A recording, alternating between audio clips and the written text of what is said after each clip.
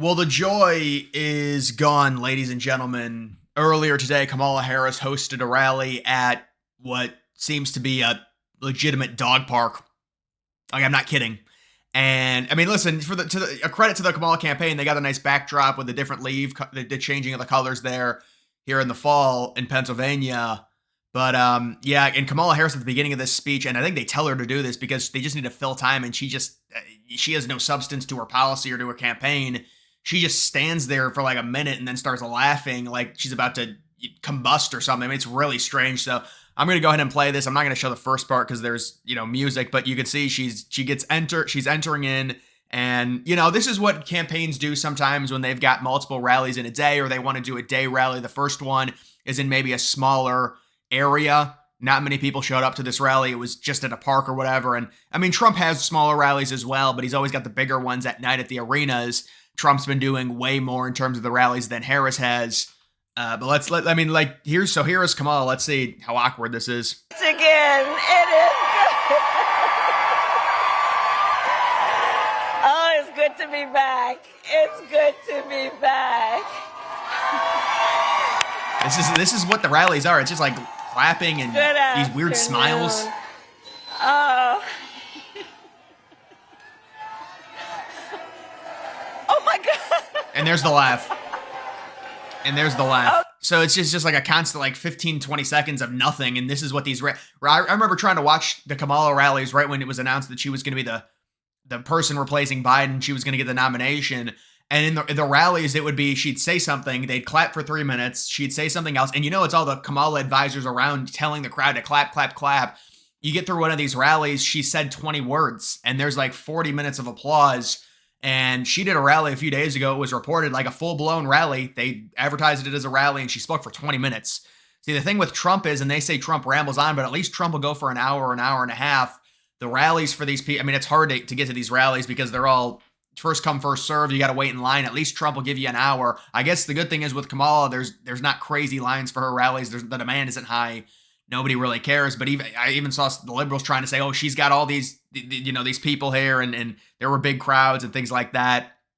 But yeah, this is it right here. The Harris-Walz campaign originally wanted apparently an arena rally in Grand Rapids with a capacity of 12K. See, I'm not sure if this is true, to be fair. I'm not sure if this is true because campaigns do this, and this does look like a nice setting.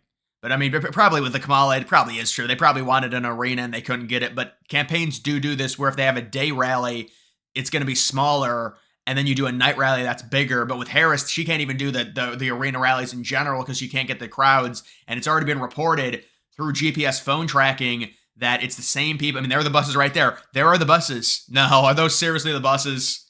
Oh my God. We can't escape the buses with Kamala. I can see the buses from the freaking rally photos.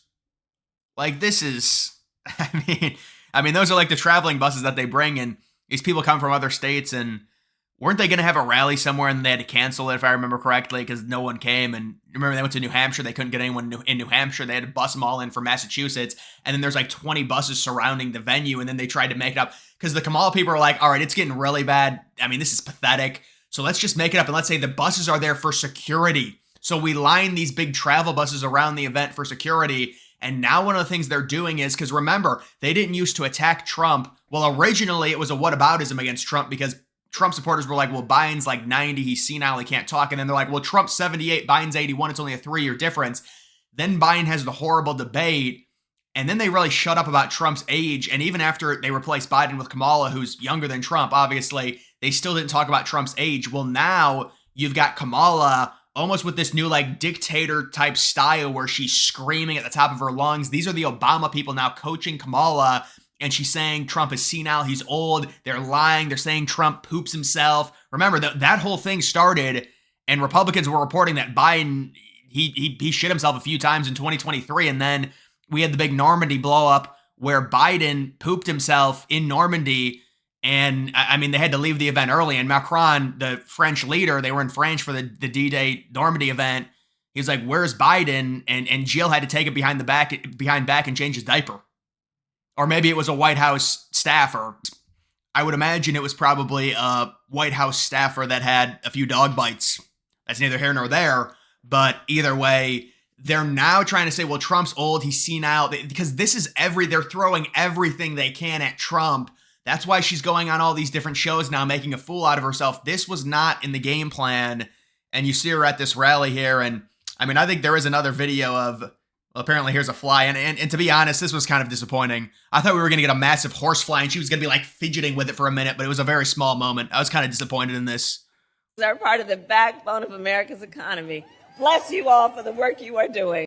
It's a nothing burger. I mean, you're going to tell me a massive fly attacks Kamala. I'm expecting a giant horse fly. And then she's like, whoa. And I thought it'd be a great clip.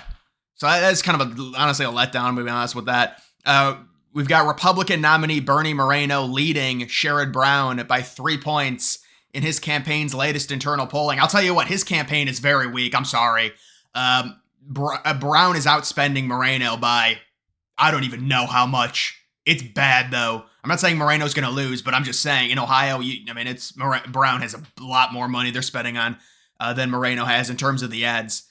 Oh, you can see this was Kamala. Or wait, hold on. See, the thing is, when I like these things, it doesn't go in order. It's very annoying. This was last night, I think. Wait, why is it not? Stand should never again stand behind the seal of the President of the United States. Never again. Let it all out. Let it all out. Never again. All the fake. Never again. All the fake outrage. And so now they've got her all angry and Trump's old. Remember, Trump was at the Outsmith dinner last night and they released a statement the Kamala campaign did. And they're trying to do this whole narrative where Trump is not healthy. He's too old. He can't remember things. They were saying, well, he's complaining because a teleprompter wasn't there. So that's their new narrative now, that Trump is too old. Of course, it's completely ridiculous considering these are the same people that covered up for Biden and how cognitively declined he was for, multiple years, really since 2020, but at least a year. I mean, he was probably gone by 2022 and they still went with the charade through mid-2024. And then the debate broke the camel's back. And now they're here with Harris and she's like, well, it's Trump. He's the one that has all the cognitive issues. And it's just, it doesn't even make any sense. Nobody's buying it. This is like one of those things where they call Trump a felon. It just doesn't stick. It doesn't matter. He's gotten hit with so much stuff. It's the boy who cried wolf syndrome. Everything that they say against him, it doesn't have the effectiveness that it would if you were going after someone else because they've said so many horrible things about him. It's like we're all desensitized to it. And obviously, like, this new narrative is so pathetic. Like, well, she's getting really angry now. They tell her, go out there, scream, get mad, and say that Trump is cognitively declined. He's crazy. He's a maniac, and he'll destroy the Constitution. He'll destroy the democracy, the republic. And so that's their new strategy. And she's having all these rallies doing it. But this is it. They originally wanted to do the whole joy thing, but now it seems like they're saying that did not work. We need a new path here, and we need to be angry at Trump and call him out. And so that's what they're trying to go with right now. But either way, guys, that is going to do it for this video. Make sure you follow me on X. Link to that's always in the description.